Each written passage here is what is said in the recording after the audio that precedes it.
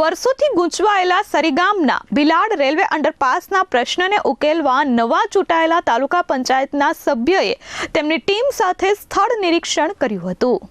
ઉમરગામ તાલુકાના લાંબા સમયથી ઉકળતા આ પ્રશ્નને ઉકેલવા માટે ચૂંટાયેલા પ્રતિનિધિઓએ પોતાની ટીમ સાથે સ્થળ પર જઈ કામગીરીની હાલતનો વિગતવાર અભ્યાસ કર્યો હતો। ભીલાડ અંડરપાસનું કામ 60 દિવસમાં પૂર્ણ કરવાની બાહેંધરી આપવામાં આવી હોવા છતાં હાલ સુધી વિલંબ થતા સ્થાનિકોમાં અસંતોષ જોવા મળ્યો હતો। આ અંગે ભીલાડ રેલવે સ્ટેશન ખાતે પ્રજાલક્ષી કાર્ય સંદર્ભે પ્રશ્નોત્તરી કરી વહેલી તકે સમસ્યાનું નિરાકરણ લાવવા વિનંતી કરવામાં આવી હતી। સ્થાનિક લોકો લાંબા સમયથી અંડરપાસની અધૂરી કામગીરીના કારણે મુશ્કેલીમાં મુકાઈ રહ્યા હતા। ત્યારે ખાસ કરીને વરસાદી માહોલમાં પાણી ભરાઈ જવાથી વાહન વ્યવહાર પણ ખોરવાઈ જતો હતો। રોજિંદા અવરજવરમાં મોટી અડચણો ઊભી થતી હતી। આ પરિસ્થિતિને ધ્યાનમાં રાખી ટીમે તાત્કાલિક ઉકેલ લાવવા સંબંધિત અધિકારીઓ સાથે ચર્ચા કરવાની ખાતરી આપી હતી। ટીમ દ્વારા સ્પષ્ટ ચેતવણી પણ આપવામાં આવી છે કે જો વહેલી તકે કામગીરી પૂર્ણ નહીં થાય તો લોકોના હિત માટે આંદોલનનો માર્ગ પણ અપનાવવામાં આવશે।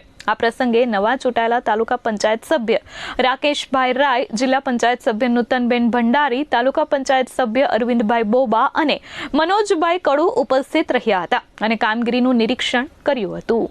સૌથી પહેલા તો ઉમરગામ તાલુકાના દરેક મતદાર ભાઈઓ બહેનો, ઉમરગામ તાલુકાના જનતા જનાર્દન આ ભીલાડ અંડરપાસનો રેગ્યુલર યુઝ કરતા આવેલા છે। 10,000થી વધારે વ્હીકલો રોજનું મૂવમેન્ટ કરે છે।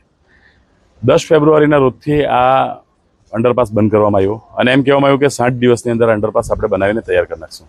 લગભગ 3 મહિના થવા આવ્યા છે, હજી સુધી અંડરપાસનું કામ પૂર્ણ થયું નથી કે અંડરપાસ યુઝ માટે લોકો માટે મૂકવામાં આવ્યો નથી। તો ત્યારે અમે લોકોને વચન આપ્યું હતું કે અંડરપાસ વહેલામાં વહેલું ચાલુ થાય એના માટે અમે રજૂઆત કરીશું, લોકોને વિશ્વાસમાં લેશું, અધિકારીને વિશ્વાસમાં લેશું।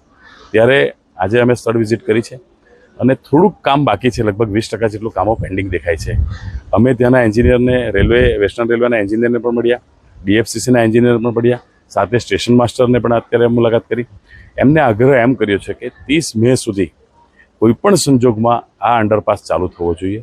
ભીલાડ અને એના આજુબાજુના 20 થી 25 ગામોની જીવદોરી સમાન એક ગરનાળું છે અને જેની વર્ષોથી ભીલાડવાસીઓ, એના આજુબાજુના ગામના જે રહેવાસીઓ છે એ લોકો વર્ષોથી પ્રતીક્ષા કરતા આવેલા છે કે ભીલાડ ગામમાં એક વ્યવસ્થિત સારું એક ગરનાળું બને અને આ ટ્રાફિકની સમસ્યામાંથી મુક્તિ મળે। અમિત સિંહ રાજપૂત સાથે પ્રશાંત પંચાલ, S24 ન્યૂઝ, સરીગામ।